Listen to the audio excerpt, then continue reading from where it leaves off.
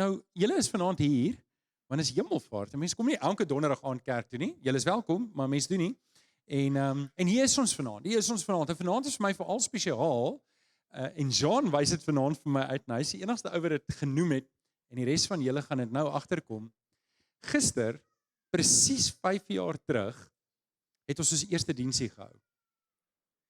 En ja, prys die Here. Prys die Here. En ek kan onthou, ons het met die plek gepraat, ons wil graag dalk die plek hier, maar hoe gaan ons die gemeente kry om daarvoor te stem? En wie van julle was daai donderdag aand hier gewees? Wie van julle was hier? Met julle maskertjies en al, nou julle dit, 5 jaar terug, en julle daar 'n nuwe hoofstuk begin. So hemelvaart is vir my spesiaal. Is vir my spesiaal ook rondom dit. Dit was 'n nuwe begin vir ons. Nou, hemelvaart is 40 dae na Paasfees. Ek weet nie van julle of julle dit weet nie. Dit is altyd 40 dae na Paasfees. Dis wanneer hemelvaart is. Dis hoe dit nou by vanaand uitkom. En wie van julle was Goeie Vrydag hier? Kenneth het gepreek. Wie van julle was Goeie Vrydag hierso? En Sondagoggend, die opstanding Sondag. Okay. So dis 40 dae terug. Dit voel soos nou die dag. Dit voel soos net eergister, né?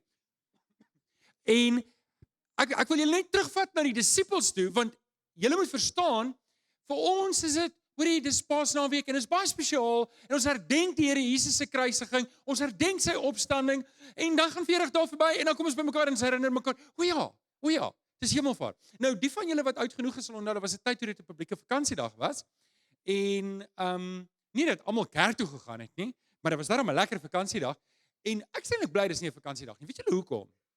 Want dit is vir ons moeite om kerk toe te kom. Jy moet na werk, moet jy gou eet en jy moet kerk toe kom. So met ander woorde, dis amper bietjie meer spesiaal want vir julle wat vanaand hier is, dit beteken jy moes iets insit. Jy moes 'n prys betaal het om vanaand hier te wees. En julle moet weet, die vroeë kerk het die regering die kerk geen gunste gedoen nie. Geen gunste nie. En ek wil julle terugvat na die disippels, want daai 40 dae is vir my en jou, ons gaan terugwerk toe, ons gaan aan en gaan, dis hemelvaart. Okay, nou is al die lang naweke verby, spottenderwys, nou kan die jaar aangaan. Maar julle moet verstaan, die 40 dae was vir hulle 'n tyd van onsekerheid. Onthou, hulle het Jesus gesien opstaan en Jesus het nie daai 40 dae die hele tyd saam met hulle geloop nie. Jesus het verskyn en met hulle gepraat, hulle 'n paar goed geleer en dan verdwyn hy. En ons lees in daai tyd het hulle die hele tyd amper teruggeval. Dan gaan vang hulle weer vis, want hulle geweet wat om te doen nie. Hulle het nog nie die Heilige Gees gehad nie. So nou hang hulle rond en hulle weet iets is besig om te gebeur, maar hulle weet nie wat nie. Ek wil hê jy moet net vir 'n oomblik terugdink aan hulle harte. Hulle is onseker. En die Romeinse soldate was 'n groot vyand van hulle. Hulle was ook bang. Hulle was bang en van hulle was half en half in ongeloof gedompel want wat nou? Hulle het verwag Jesus gaan werklik 'n koning wees wat die Romeine gaan oorgooi en nou het hy weet dood gegaan. Dis ek weet nie of julle saamstem nie, maar as jy in hulle skoene was, het jy gedink, okay, daai droom is nou 'n bietjie onseker en ongeloof het en moedeloosheid het ingetree. En selfs op die laaste oomblik met Jesus se hemelvaart gaan julle nou sien, het hulle nie besef wat kom nie. En ek wil 'n bietjie vanaand met jou daaroor praat oor hierdie gedagte van die hemelvaart. Hulle het nie geweet die Heilige Gees. Jesus het vir hulle gesê, Jesus het vir hulle alles gesê wat gaan kom. Jesus het vir hulle gesê, ek gaan weggaan. Ek gaan vir julle 'n plek voorberei. Ek gaan terugkom. Hy het vir hulle geleer. Hy het vir hulle gesê, ek gaan vir julle 'n ander trooster stuur. Maar toe dit gebeur het, is hulle soos net boef, alles is uit hulle kop uit. En hulle het nie geweet wat in die volgende paar weke gaan gebeur nie. Die impak van die Heilige Gees nie. Ek dink nie Petrus, as jy dink in een van daai laaste gesprekke wat hy met Jesus gehad het, wat Jesus vir hom vra, Petrus, agapo jy my? Het jy my werklik diep en innig lief? En hy sê, Here, ek phileo u. Ek het u maar net lief soos 'n broer. En Jesus vra hom 'n tweede keer, Petrus, agapo jy my? Het jy my innig lief? En Petrus sê, Here, ek kan nie aanspraak maak daarop nie. Ek het u ontken 3 keer. 3 keer het ek u ontken. En hy sê, Here, ek phileo u net. Ek het u maar net lief soos 'n broer. En 'n derde keer vra Jesus vir Petrus, Petrus, agapo jy my? En Petrus begin bitterlik huil. Hy sê, Here, ek kan nie. Die derde keer het Jesus hom eintlik gevra, phileo jy my? En Jesus maak vir hom die deur oop. En die Here Jesus maak vanaand vir my en jou die deur oop. Dalk is jy stuk en dalk is jou dinge nog nie heeltemal uitgesorteer nie. Wil ek hê jy moet vanaand weet, die deur staan oop ook vir jou. En ek en jy kan net soos die disippels, kan ons deelneem dat die Heilige Gees deur my en deur jou hierdie wêreld omkeer. Amen. Okay, so ek en jy weet nie, die disippels het nie geweet wat kom nie, en ek en jy weet dit ook nie. En weet julle wat se rol speel geloof? Dat jy werklik net die Here vertrou, dat jy die Here vertrou met jou stikkingheid, met die lewe wat so onvoorspelbaar is, en dinge wat de mekaar is, hoor die enigiets kan op enige oomblik verander. Dit verras my en jou, maar jy moet glo, dit verras nie die Here Jesus nie. So, moenie hemelvaart net sien as 'n tussengebeurtenis. O, dis hemelvaart? Okay? Nou wag ons vir Pinkster nie. Moet dit nie so sien nie. Ek wil vanaand vir jou wys hoekom is hemelvaart eintlik belangrik en dit moet jou geloof vanaand kom versterk. Die Here wil vir jou help om 'n nuwe verwagting te kry. Hy wil vir jou nuwe hoop gee en dis wil vir jou help om hierdie nuwe lewe, die nuwe lewe wat die Here Jesus vir ons gee, te lewe. En hier is 'n voorloper vir Pinkster. So, maak nou al 'n nota vir die 24ste Mei. Dis volgende Sondag. Ek weet ons is besig met Jona, maar dan gaan ek met julle praat oor die Heilige Gees. Want dis Pinkster Sondag. Sal julle kom? Sê Okay. Hoop ek sien julle daar. So, kom ons staan op. Is jy reg vir my, Eastwood? Is jy reg vir my? Kom ons staan op. Ons gaan na die woord van die Here toe verantwoord. Dis waar ons alles kry. Ek vertrou God se woord met alles wat in my is. Amen. Kom ons sê dit saam. Dit is my Bybel. Ek is wat dit sê ek is. Ek het wat dit sê ek het. Ek kan doen wat dit sê ek kan doen. Met my mond bely ek, met my hart glo ek dat Jesus die Here is. Amen. Amen. Baie dankie. Jy kan jou sitplek inneem en jou Bybel oopmaak by Handelinge 1 vanaf vers 9. Handelinge 1 vanaf vers 9 en terwyl julle bly wil ek net vir almal aanlyn sê baie welkom. Dis heerlik om ook vanaand in jou huis te wees of waar jy is. Ek weet 'n paar van julle is nog by die werk. Dis heerlik om jou ook deel te hê vanaand. Dankie dat jy ingeskakel het. Handelinge 1 vanaf vers 9 tot 11 en dit is Markus noem dit dat Jesus opgeneem is, maar beskryf nie die hemelvaart nie. So eintlik is dit net Lukas wat dit werklik beskryf. So ons het min verse daaroor, maar is genoeg vir ons om dit te kan herleef. So, ons lees saam. Toe hulle 'n keer weer bymekaar was, dis die disippels en Jesus was by hulle, het hulle vir Jesus gevra. So, Here, is dit nou die tyd dat die koninkryk van Israel weer gaan oprig? Dink jouself net vir 'n oomblik uit. Hierdie is die laaste oomblik wat hulle het saam met Jesus en hulle is nog stak in die Ou Testament. Hulle is nog stak met die idee, Here, is dit nou? Gaan nie nou die Romeine wegjaag en weer die koning wees van Israel en gaan dit nou gebeur, Here? En ek weet nie van julle nie, maar het jy al jou kind iets probeer leer en as jy sien die liggies gaan aan en jy dink hulle het geklik, dan vra hulle jou weer 'n vraag wat vir jou wys. Hulle is so ver van dit af. Wie van julle het al dit beleef? Waar is die onderwysers? Okay, ek sê dis onderwysers wat hulle hande opsteek. Nou, hy antwoord hulle toe, dis nie vir julle om die tyd en die omstandighede te weet wat die Vader in sy eie mag bepaal het nie. Dit is my nogal interessant wat ek sien dat Christene vandag klik nie daai ding nie. Ek sien te veel Christene vandag probeer sommetjies maak en uitwerk en probeer voorspellings maak en skattings maak. En Jesus sê uitdruklik, dis nie vir julle om te weet nie. Die Vader het besluit en ons sal weet as dit gebeur. En as ons dit nie weet nie, gebeur dit nie. Jy hoef dit nie uit te werk nie. Daar's 'n ander fokus wat ek en jy het. En die Here Jesus is baie geduldig met hulle en sê, hoorie, daar gaan goed wees wat ek en jy nie weet nie. En dit maak jy nie geestelik of ongeestelik dat jy nie weet nie. Dit maak jy nie onvolwasse dat jy dit nie weet nie. Dis waar ons is. Ons het die genade, die lig skyn op ons, ons kan sien wat om ons is. En dit wat jy nie kan sien nie, moet jy nie nou weet nie. En dis okay. Wees okay daarmee. Dis wat Jesus vir hulle sê. Maar, en hier is ons fokus. Hy sê, dit gaan nie hier oor die kennis van die dinge wat kom nie. Hier's wat julle moet op fokus. Julle sal krag ontvang wanneer en julle sal my getuies wees in Jerusalem en die hele Judea en die Samaria en tot in die uithoeke van die wêreld. Waar moet ons fokus wees? Om getuies te wees. Om getuies. Dit is wat Jesus vir die disippels sê. Julle werk is nie nou om God se planne te probeer uitwerk nie. Julle het een taak en dis om my getuienis te wees, my verteenwoordigers te wees en in hierdie wêreld uit te gaan en my bekend te maak. Dis julle werk.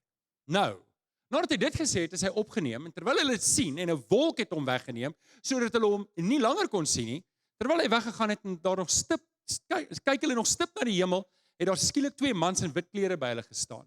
Die sê toe vir hulle, Galileërs, waarom staan julle so na die hemel en kyk? Hierdie Jesus wat van julle af na die hemel toe opgeneem is, sal net so terugkom soos julle hom na die hemel toe sien opgaan het.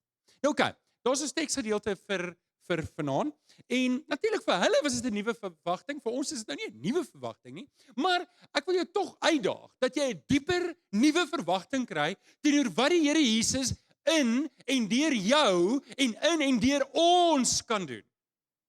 Want net 10 dae daarna, toe stig Jesus sy kerk. Met 4 of 5.000 mense, want net die mans was getel. En die kerk het net bly groei. En weet julle nie, is eintlik wonderlik om te dink dat die Here hierdie plan al die pad gehad het en dat hy hulle deel gehad het. So maar in dit moet ek en jy weet, ek en jy kan nuwe hoop kry. Ek en jy kan ons lewe vasmaak in die Here Jesus, maar ek en jy moet ook ons lewe oorgee vir hom. Né? Ons moet dit doen. Nou, vir die disippels moes hulle besef dat hierdie storie is nie nou klaar nie. En ek dink, ek en jy moet dit besef.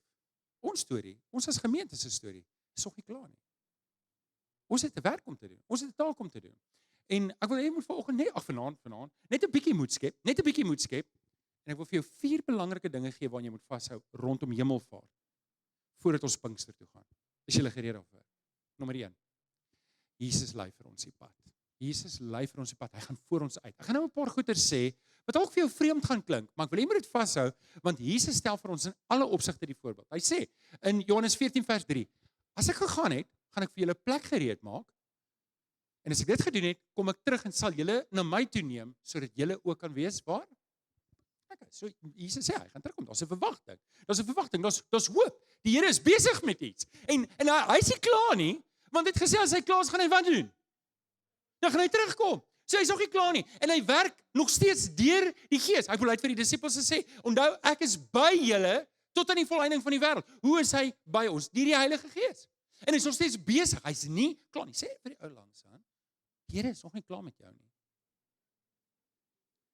Ek sê nou vir die ander ou wat dit nou vir jou gesê het net terug, die Here is nog nie klaar met ons nie.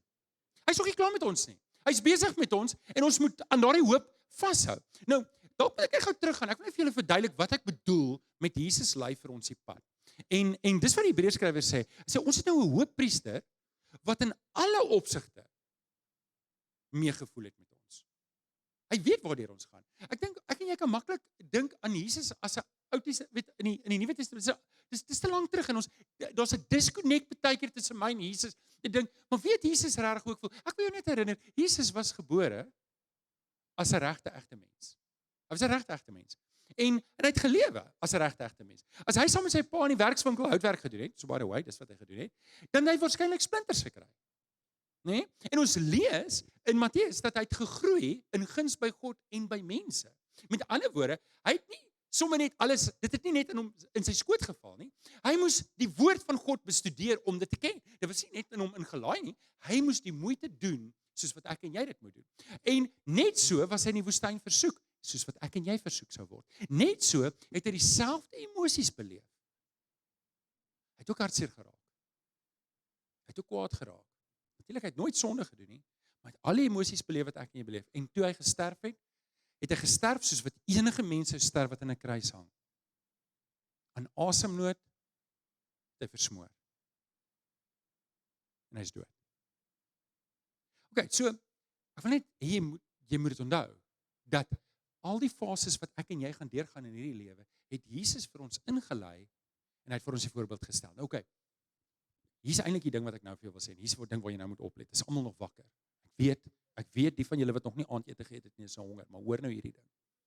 Wat het Jesus vir die een gesê wat langs hom gehang het? Vanaand as jy saam met my nie? Paradys. Okay, toe het Jesus dood gegaan. Waar was sy liggaam vir daai 3 dae? In die graf, né? Onthou julle? Okay, waar was Jesus gewees? In die paradys. Okay? Hy het gesê vanaand. Ons lees in Petrus, hy was nie net daar nie. Ons lees hy het na die doderyk toe gegaan en daar sy oorwinning aangekondig in daai 3 dae. Maar waar was sy liggaam? In die graf. Wie van julle onthou die apostoliese geloofsbelijdenis? Wat ons sê, en ons glo in die opstanding van die vlees. Wat het Jesus gedoen op die 3de dag? Hy het opgestaan uit die dood. En toe is sy liggaam en sy gees weer saam. Wat gebeur toe? Toe het hy vir 40 dae verskyn en toe het hy hemel toe gegaan. En hoor wat sê Markus, nou het ek myself heeltemal vooruit gehardloop. Markus kom eers nou. Maar ek gaan my uitkom. Jesus lei vir ons die pad. Daar gaan 'n dag kom wat ons dood gaan. Ons liggame gaan daar wees. Maar ons gees gaan hier uitwoon en gaan by die Here inwoon. En dan kom maar 'n dag. Dit is nou wanneer ons by Markus kom. Kom ons gaan eers aan. Wat gebeur nog by hemelvaart? Daai vers moes hier gewees het, hy sê daar nie, maar julle moet net vashou. So kan julle 2 gedagtes op een slag hou. Sit 'n boekmerk daarin. Okay. So, die tweede belangrike ding waarna jy moet vashou, en dit is die hemelvaart het betekenis, want dit is die Vader wat God is, herken sy eie seun. Wat bedoel ek daarmee? In Johannes 10 vers 30 sê Jesus, ek en die Vader is een. Julle, hierdie is 'n belangrike stelling, want wat Jesus hiermee sê is, hy sê ek en die Vader is een, hy sê hiermee, ek en God die Vader is een, wat hy daarmee bedoel is, ek is God. Hiervoor is hy doodgemaak, besef julle dit?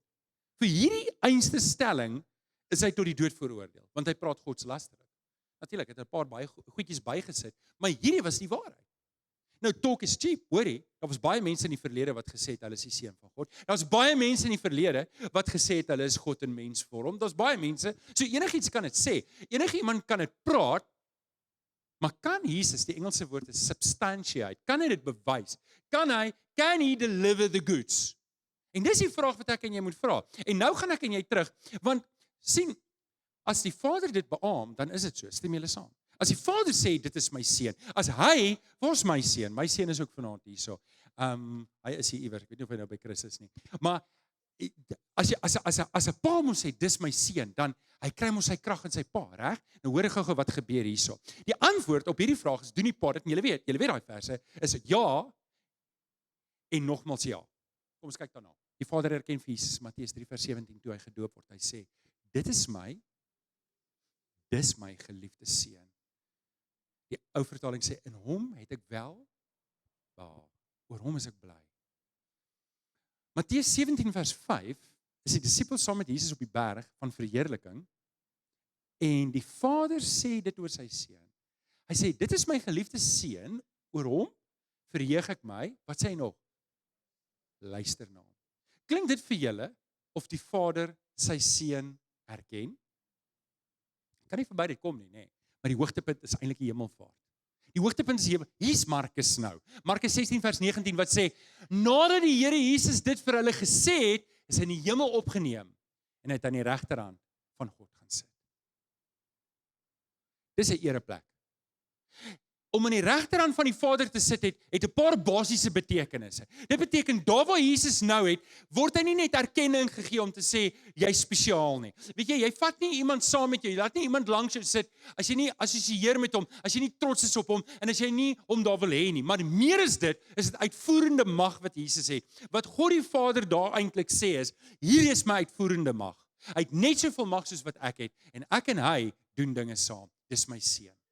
Dis my seun. Oor hom het ek wel behaag. Nou oké, daar's nog 'n ding, wat ek en jy moet weet, met Jesus wat weggaan, en dit is, hy gaan terugkom. 1 Korintiërs 15:52, by die laaste trompet, sal dit in 'n oomblik, in 'n oogknip gebeur, want die trompet sal weer klink, en die dooies sal as onverganklikes opgewek word, en ons sal verander word. Nou oké, onthou julle nou het ek vir julle gesê, sit 'n boekmerk daarby, hier is ons nou. Wat gebeur met ons as ons doodgaan? Ons is saam met die Here in die paradys. Waar is ons liggame?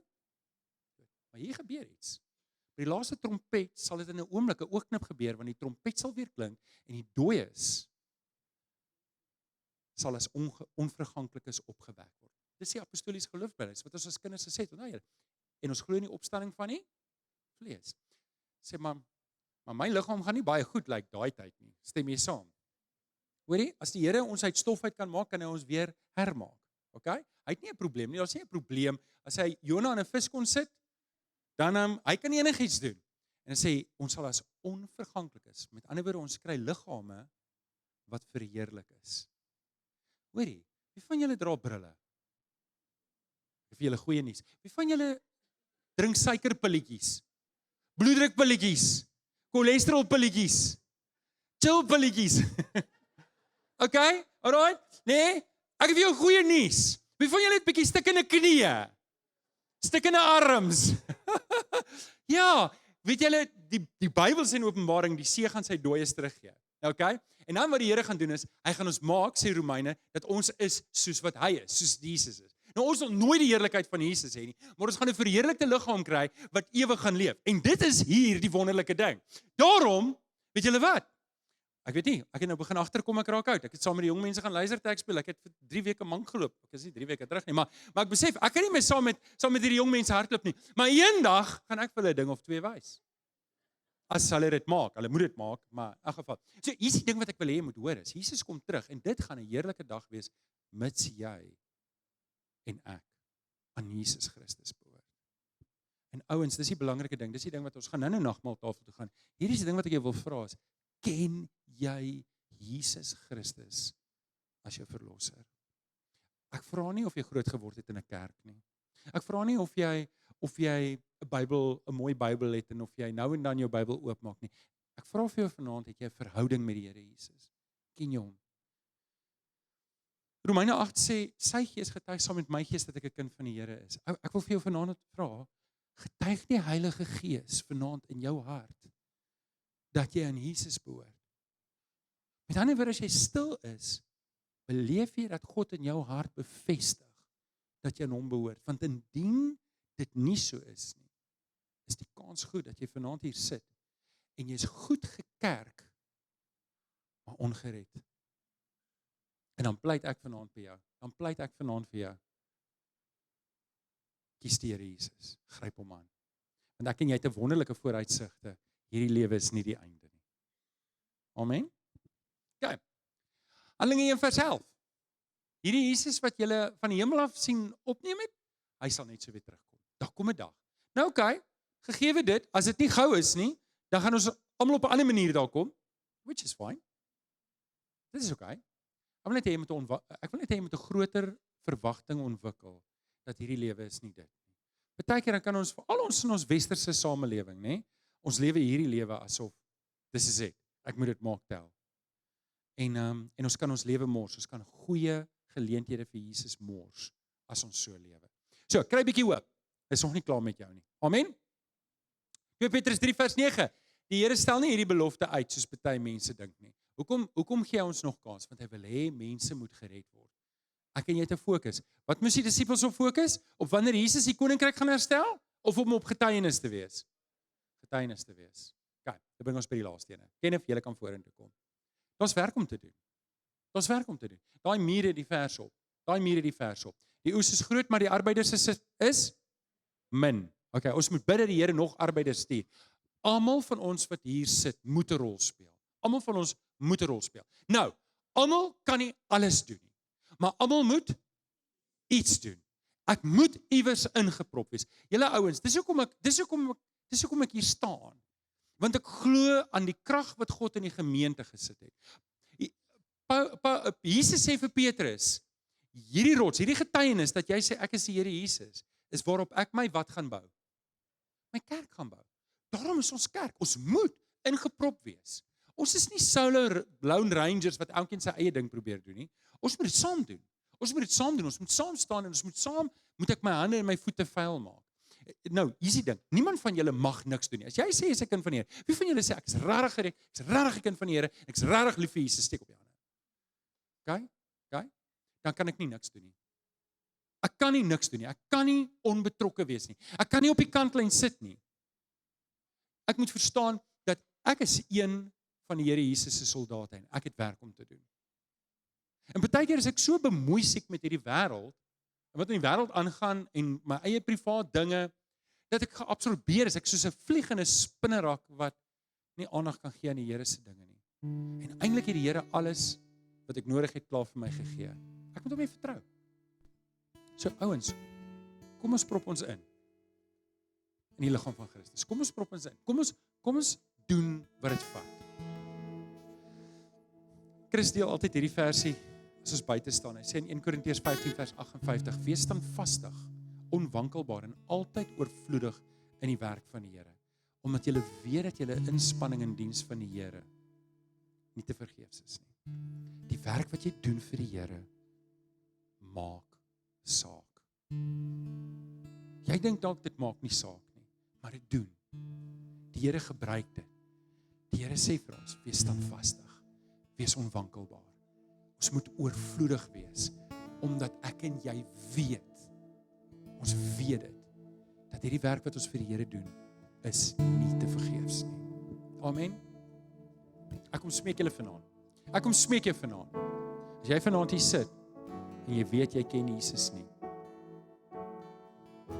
Jy het groot geword in 'n kultuur wat ons kerk doen. Maar wanneer jy stil raak, dan weet jy jou hart is leeg. Die Here is nie daar nie. Dan kom pleit ek vanaand by jou namens Jesus. Paulus sê dit in 2 Korintiërs 5:12. Hy sê, ek smeek julle namens Jesus. Neem die verlossing aan. Maar as dit jy is, en jy sit vanaand en jy weet jy is 'n kind van die Here, dan kom smeek ek julle vir die oes. Help my. Help my.